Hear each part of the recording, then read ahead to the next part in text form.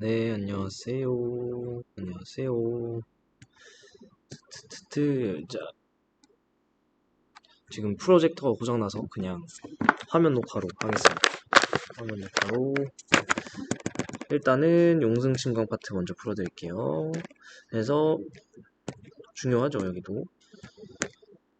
포인트는 그거였습니다. 포인트는 그 북반구에서는 바람 방향의 오른쪽으로 물이 이제 가고 남반구에서는 바람 방향의 왼쪽으로 이제 물이 가는 거. 물이 가는 걸 조금 더 이제 유식한 말로는 에크만 수송이라고 한다고 했었죠. 그래서 에크만 수송의 방향을 여러분이 꼭 인지를 하고 계셔야 된다. 북반구는 바람 방향의 오른쪽, 남반구는 바람 방향의 왼쪽. 그래서 거기에 대한 사실 자세한 이야기는 간단하게 한번 드리긴 했는데 이번 범위에 있어서는 그렇게 막 딥한 이해가 필요하진 않고요. 그냥 그 사실만 알고 있으면 되지만 2학기 내지는 G2를 여러분이 고려를 하신다 이러면은 그 수준까지는 다 이해를 하고 계셔야 되는 게 맞습니다. 그래서 뭔 얘기를 하는 거냐 지금 어느 부분이냐면 요거 말씀드리는 거예요. 에크만 수송 여기서 요 부분 제가 자세한 설명 생략한다 그랬었죠. 네, 딱 이렇게 표층 바람에 의해서 어디로 수송이 일어나는지를 알면 사실은 뒤쪽에 있는 연안 용승, 연안 침강, 또 적도 용승 그리고 북반구 남반구에 있는 고기압 저기압에 의해서 각각 침강과 용승이 어떻게 일어나는지 또 직접 해보라고 말씀드렸습니다. 네, 그래서 볼게요. 그림 가는 고기압성 바람과 저기압성 바람 중 하나만 지속적으로 불고 있는 북반구 어느 해? 북반구네요. 자, 여기선 여러분이 기본적으로 북반구인지 남반구인지 체크해주는 게 굉장히 중요합니다. 왜겠어요? 왜냐면 그거에 따라서 정반대로 가거든. 그쵸? 북반구는 바람방향이 오른쪽, 남반구는 바람방향이 왼쪽이니까. 그래서 고기압성 방향과 저기압성 바람 중 뭐게를 일단 알아야 된다는 거죠. 한번 볼까요? 자, 여기서 동그라미 점은 지면 뚫고 나오는 거, X는 지면 뚫고 들어가는 건데, 이거 물리하신 분들이 좀 편할 텐데, 여기서 말하는 이 지면이 종이지리 말하는 겁니다. 종이매. 우리가 지금 보고 있는 이 종이에 안으로 이제 뚫고 들어가는 거. 얘는 안으로부터 나오는 거를 얘기를 하는 거예요. 그러니까, 이렇게 들어가고, 이렇게 나오는 거 얘기하는 겁니다. 이걸 뭐 땅지자로 생각하시면 안 됩니다. 땅지라 생각해서 여기 땅을 이렇게 꽂혀 들어간다. 이렇게 생각하시면 안 돼요. 얘는 지금 무슨 방향의 지금 순환이 있냐면은 보시면 알겠지만은 시계 방향의 순환이 있죠. 시계 방향. 지금 북반구에서 시계 방향의 순환이면은 기본적으로 북반구는 무슨 손 들어야 되냐면 오른손을 들어야죠. 여러분 오른손 들어보시고 시계 방향의 회전이 돌게 생기려면 엄지를 아래로 해야 됩니다. 그래야지 나머지 손가락에 시계 방향의 회전이 생기죠. 그러니까 여기는 지금 H 고기압 중심이라는 걸 알 수 있습니다. 고기압성 바람이 불고 있는 지역인 거를 알 수 있고요. 우리 고기압성 바람이 이렇게 불면은 에크만 수송은 어디로 가나요? 북반구니까 오른손 들었잖아요. 오른쪽으로. 이게 바람의 오른쪽. 이 바람의 오른쪽이면 어떻게 됩니까? 가운데로 해수가 몰리죠. 그래서 해수가 어떻게 될 거냐면 기본적으로 지금 해수면이 이렇게 일정하고 혼합층이 어느 정도 두께까지 있어서 이렇게 있을 텐데 계속 바람이 가운데로 해수를 수렴시키죠. 그러면 어떻게 되냐면 해수들이 모여들겠지. 해수들이 이렇게 모여들면서 기본적으로 해수면 높이는 어떻게 되냐? 원래보다도 높아집니다. 그죠? 해수면 높이가 높아지고 계속 이렇게 모여드니까 어느 순간 얘는 내려가야 돼요. 내려가야 돼. 그러니까 손약층 시작하는 깊이도 이렇게 시작되는 깊이도 이렇게 깊어진다라는 걸 알 수 있습니다. 그쵸? 나는 남반구, 이번 남반구에 이번에 무슨 손 들어야 되냐면 여러분 왼손 드셔야 됩니다. 왼손 들어서 지속적인 남풍이 불고 있다. 지금 남풍은 남쪽에서부터 불어가는 거니까 이 종이를 뚫고 들어가는 모양으로 이렇게 바람이 불겠죠. 이런 식으로. 왜냐면은 동서, 남북, 남쪽에서부터 불어와줘야 되기 때문에 이렇게. 그래서 여기서는 에크만 수송이 어디로? 남반구는 왼쪽이니까 왼쪽 이렇게. 그래서 이 에크만 바람 말고 에크만 수송에 의한 해수의 움직임만 고려할 때 이 해수 자체는 어디로 갈 거냐면 대륙부터 멀어지는 서쪽 방향으로 가겠죠. 그럼 여기가 상대적으로 비잖아요. 여기 연안에서 해수면 높이가 낮아질 거고 얘를 채워주려고 어떻게 됩니까? 아래서부터 차가운 심층의 찬해수가 올라오는 연한 용승이 일어날 것이다. 자 이렇게 돼서 가는 저기압성 바람 아니 고기압성 바람이고요. 가나 모두 용승이 일어나나요? 아니요. 가는 아까 침강이었죠. 가는 아까 이렇게 침강이 일어났었고 나가 이제 연한 용승이죠. 땡. 나의 해안 지역에서 안개 자주 발생한다. 이거는 동그라미 치고 외워주셔야 됩니다. 외워주셔야 돼요. 연안 아주 중요한 말이에요. 용승이 일어나면은 찬물이 올라오잖아요. 찬해수가 올라오잖아요. 이 찬해수가 올라오면은 기본적으로 안개가 발생할 수 있다는 거를 여러분이 알고 계셔야 됩니다. 제가 왜 지금 설명을 스킵하냐? 원래 얘를 설명을 하려면 어떤 게 등장을 해야 되냐면 온도가 이렇게 있고 여기에 포화 수증 기압 중학교 때 배웠던 거 있죠. 얘는 사실은 G2 내용이에요. 엄밀히 얘기를 하면 이런 식으로 그려지는 게 있는데 만약에 우리가 어떤 포화 수증 기압 우리가 갖고 있는 수증 기량이라 생각하시면 돼요. 우리가 갖고 있는 수증 기량이 예를 들면 이 정도 있을 때 이 정도 있을 때 이 친구는 요만큼의 수증기가 추가로 들어가야 플러스 알파의 수증기가 더 추가가 돼야 온도가 동일하다는 가정하에 그때부터 이제 포화 상태로 들어간다라는 거죠. 왜? 요 영역이 있으면은 불포화, 요 선 위에 있으면 포화, 여기 있으면 과포화 뭐 이런 걸 배웠었죠. 그래서 제가 말씀드리고 싶은 거는 수증기량이 변함이 없다는 가정하에를 많이 다룰 거예요. G2에서는. 왜냐면은 기본적으로 얘는 단열 변화라는 걸 이런 얘기까지 하지 맙시다. 수증기 변화가 없다라는 생각을 합니다. 그래서 얘가 기본적으로 모든 조건이 동일할 때 차내수가 올라오는 용승이 발생하잖아요. 그러면 어떤 현상이냐? 온도가 점점 내려가는 거죠. 온도가 내려갑니다. 그러면은 이 정도의 수증기량이 있는데 수증기가 추가되지 않는다 가정할 때 온도가 쭉 내려가다 보면 이 포화 곡선 그래프랑 만나게 되죠. 그러니까 포화 상태가 된다라는 거죠. 포화 상태가 된다라는 건 수증기가 응결한다는 거고 여기서 말하는 수증기가 응결해서 나오는 결과값이 바로 이 안개라는 겁니다. 그래서 이 말이 이해가 되신 분들은 세트로 같이 기억하시면 좋고 이 말이 이해가 안 된다 그러면 그냥 용승이 일어나서 온도가 낮아지면 해안가 온도가 낮아지면 안개가 발생할 수 있구나는 지원 수준에서 꼭 아셔야 됩니다. 왜냐? 궁금하신 분들은 지금 수특 펼쳐서 답지 확인해 보세요.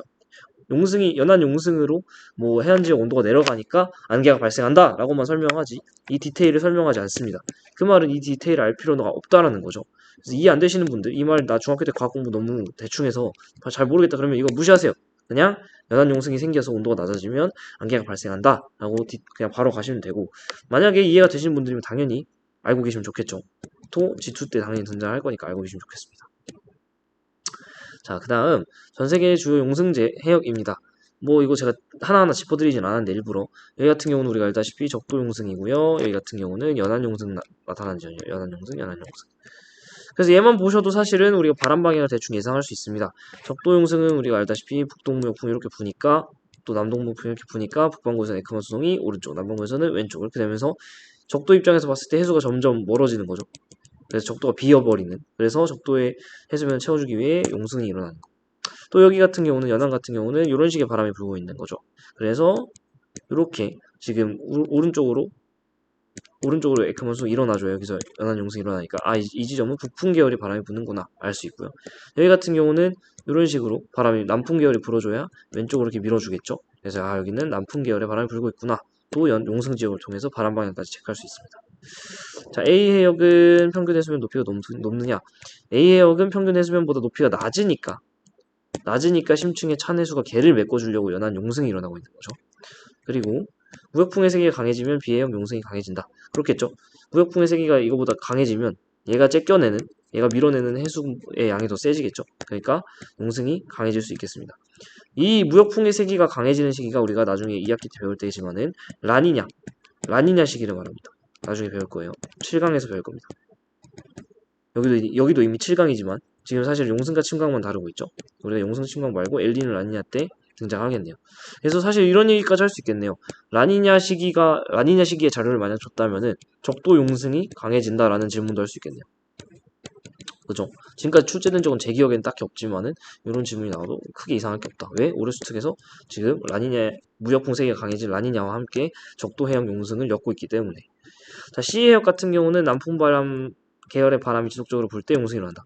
그쵸? 아까 우리 얘기를 했죠. 남풍 계열의 바람이 불어줘야 왼쪽으로 대륙으로부터 멀어지는 방향으로 에크먼 수송이 일어나니까 용승이 나타날 수 있겠죠.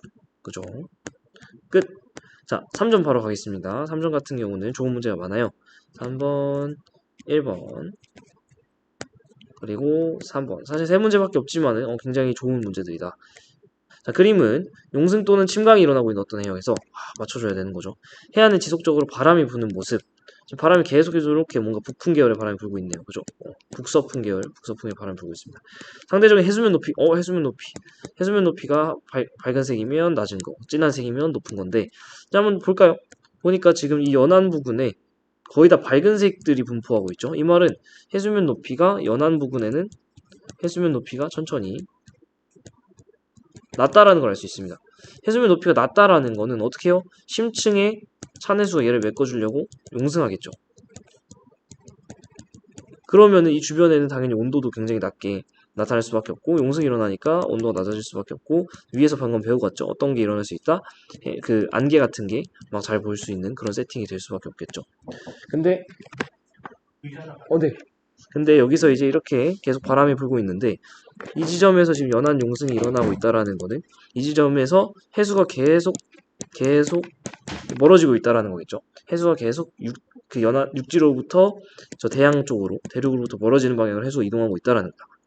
근데 지금 바람 방향이 이런 식의 북서풍 계열의 바람이 부는데 에크먼 수송은 현재 어디로 일어나고 있죠? 바람 방향의 오른쪽으로 일어나고 있습니다. 이걸 통해서 여기는 어디라는 걸 알 수 있죠? 북반구구나. 이런 식으로 알 수 있습니다. 자, 이 정도 해석했으면 사실 다 풀 수 있죠. 표층에서는 주로 A에서 B 쪽으로, A에서 B 쪽, 그죠? 이렇게 지금 에크먼 수송이 일어나고 있고요. 표층 수온은 A가 높느냐? A가 지금 낮죠? 왜냐면은 계속해서 심층의 찬해수가 용승이 일어나고 있기 때문에 더 낮을 수밖에 없고요. 이 해역은 에크먼 수송이 바람 방향의 우측으로 일어나고 있기 때문에 북반구 위치한다. 정답. 자, 이런 식으로 아주 좋은 문제죠. 네. 아주 좋습니다. 네. 자, 이 문제는 체크해놓고 여러분이 좀 머릿속에 넣어놨으면 좋겠어요. 자, 동해 연안 냉수대주의보 발령. 이 문제를 처음에 막 읽어보잖아요. 그러면은 여러분이 이거 도대체 무슨 문제지? 할 거거든요. 이제 머릿속에 넣어놓으세요. 냉수대라는 말이 작년인가 재작년 수특에 제 기억엔 처음 등장했는데 이 키워드는 보자마자 이거는요. 연안 용승 얘기하는 겁니다. 연안 용승. 우리가 냉수대라는 걸 배운 적이 없는데 선생님 이거 뭐죠? 라고 당황하실까 말씀드리는데 얘를 수특에서는 계속 꾸준히 지금 한 1, 2년, 근 1년간 계속 등장하고 있습니다.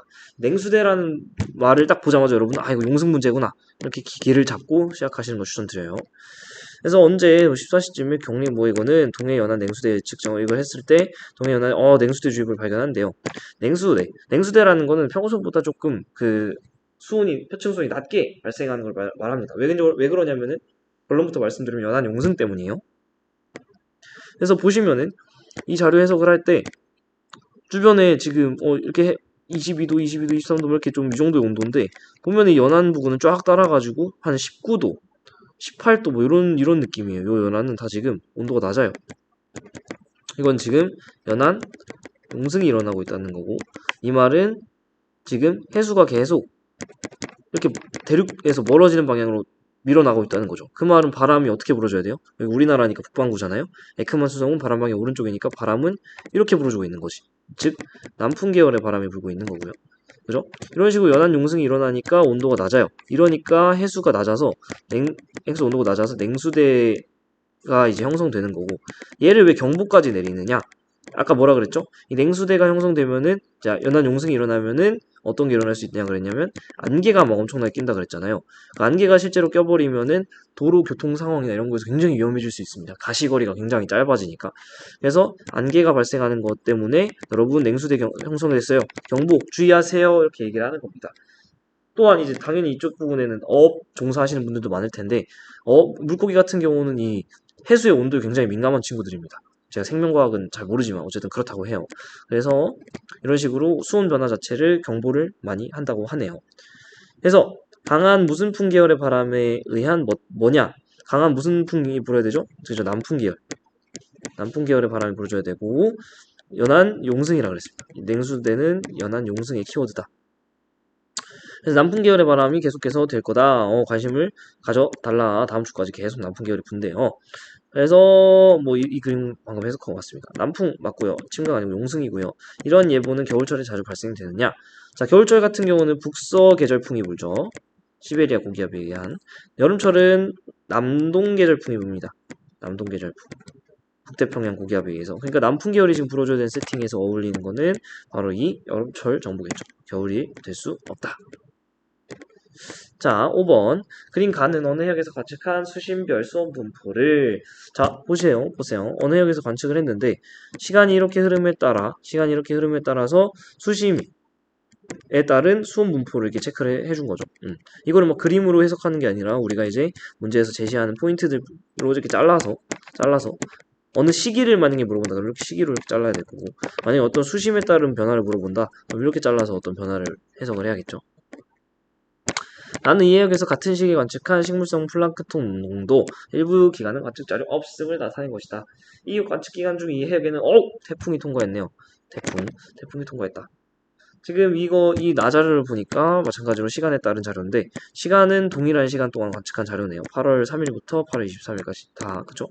근데 그동안 얘 같은 경우는 식물성 플랑크톤 농도가 적혀 있는데 잘은 모르겠지만 이렇게 어느 정도 있다가 얘가 뭔지 몰라도 돼요. 몰라도 돼 일단은. 근데 실질적인 자료를 봤을 땐 이렇게 뭔가 자료가 이렇게 없는 경우도 있습니다. 왜냐면은 이게 실제로는 굉장히 전 이거 자료 자체는 좋다고 생각을 하는 게 실제로 여러분이 대학교 가서 다양한 데이터 처리를 하다 보면 모든 순간 24시간 365일을 관측할 수가 없어요. 그래서 이렇게 실제로는 사라져 있는 정보 자체가 사라져 있는 데이터가 있는데 그걸 넣은 게 조금 굉장히 인상 깊네요. 어쨌든 간에 근데 요 정도 라인이었을 텐데 8월 13일 기점으로 엄청나게 갑자기 확 급증했죠. 증가.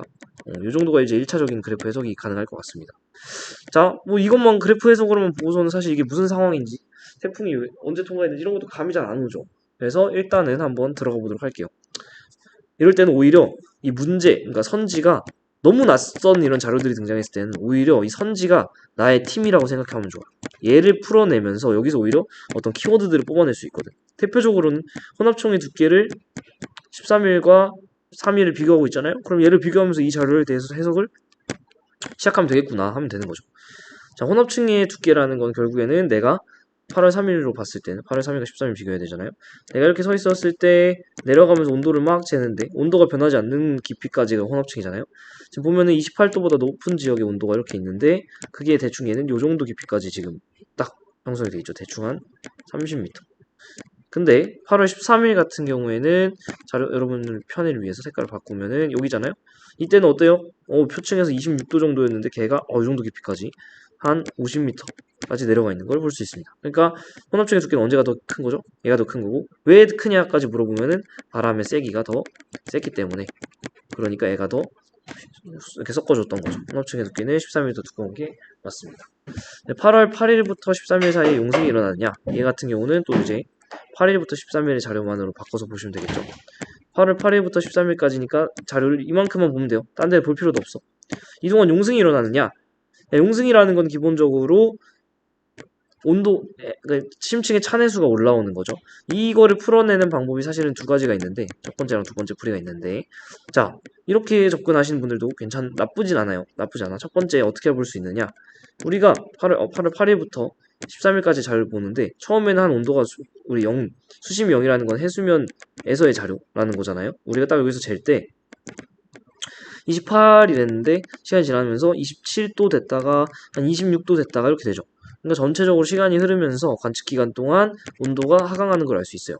이거 뭐야? 이거 용승 일어나니까 그냥 온도가 낮아지는 건 아닐 거잖아요. 용승이 일어나서 그런 거 아니야? 라고 해서 실제 용승이 일어났다라고 풀어도 괜찮은데 사실 이 자료는 이렇게 푸는 건 조금은 위험할 수 있습니다. 사실 솔직히 말하면 좀 많이 위험할 수 있어요. 왜냐하면 이 온도가 낮아지는데 미친 원인이 이 온도가 낮아지는 원인이 과연 용승 때문만일까? 라는 생각이 1차적으로 들고 또 이렇게 많은 깊은 수심의 자료가 있는데 우리가 지금 본 자료는 사실은 요만큼의 자료밖에 없는 거죠. 이 딱 축 위에서의 접점의 자료밖에 없는 거야. 이 자료는 지금 하나도 쓰지 않았다는 거죠. 그러면은 사실은 이 자료를 쓰지 않아도 풀릴 거라면은 왜 이렇게 이 자료를 다 줬겠느냐? 라는 의심을 한번 해봐야 되는 거죠. 사실은 조금 더 엄밀한 풀이, 좋은 풀이는 뭐냐? 이 기간 동안 실제로 보시면 19도짜리 등온선 사실 별다른 변화 없지만 이 20도짜리 선 보면은 애가 점점 찬물이 이렇게 20도짜리 등온선이 원래 한 이 정도여야 되는데 애가 올라왔죠. 한마디로 찬물이 이렇게 올라오고 있는 거예요. 21도선은 좀 더 명확하게 잘 보이죠. 21도선 같은 경우 애가 이렇게 시간이 지남에 따라서 점점 심층의 찬해수가 이렇게 올라오고 있는 이러한 모양을 보이고 있다. 22도선도 마찬가지고 제일 잘 보이는 건 21도선 등온선이네요. 이렇게 풀어주는 게 좀 더 안전한 풀이가 되지 않을까 생각합니다. 자, 표층 영양염의 농도는 8월 13일에 낮느냐? 지금 식물성 플랑크톤 요 녀석이 이제 표층 영양염인데 요 녀석 같은 경우는 13일에 확 증가를 했죠. 그래서 왜 13일에 증가를 했느냐? 이거를 일단 13일에 낮냐? 이게 땡이 되는 거죠. 사실 그래서 이 모든 상황을 전체적으로 해석을 하면서 엔딩을 해야 되는데 지금 안 쓴 조건이 뭐냐면은 태풍이 통과했다라는 말을 안 썼죠. 지금 기본적으로 태풍이 통과를 하면서 이 모든 상황이 형성이 된 건데 왜 그러냐? 대충 13일 전후로 해서 용승도 일어나고 또 식물성 플랑크톤 자체도 증가하는 걸 통해서 이 부근쯤에 태풍이 통과를 했구나를 알 수 있습니다. 왜냐하면 지금 이게 북반구인지 남반구인지 알 수 없습니다만 기본적으로 태풍이라는 저기압이 통과했잖아요. 저기압이 통과하면은 북반구든 남반구든 제발 그려보세요. 그리면 뭐가 일어나냐면 저기압성 용승이 일어납니다. 저기압성 용승이 일어나서 심층의 찬해수가 이제 올라오는 거죠. 공급되는 거죠. 찬해수가 올라오고. 그러니까 기본적으로 이렇게 계속해서 온도가 낮아지고 있는 그런 모습, 용승을 통해서 그런 걸 알 수 있고요. 심층의 찬해수 같은 경우는 기본적으로 용존 산소량도 많고요. 또 영양염도 많습니다. 우리가 난류 함유할 때 얘기를 했었죠. 얘네들이 굉장히 많다.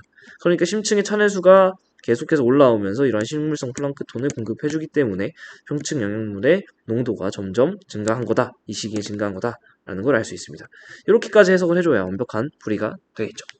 자, 그래서 용승에 관련된 수능 특강 문제는 다 풀어드렸습니다. 다 좋은 문제니까 꼭 복습 잘 하시도록 하세요. 끝!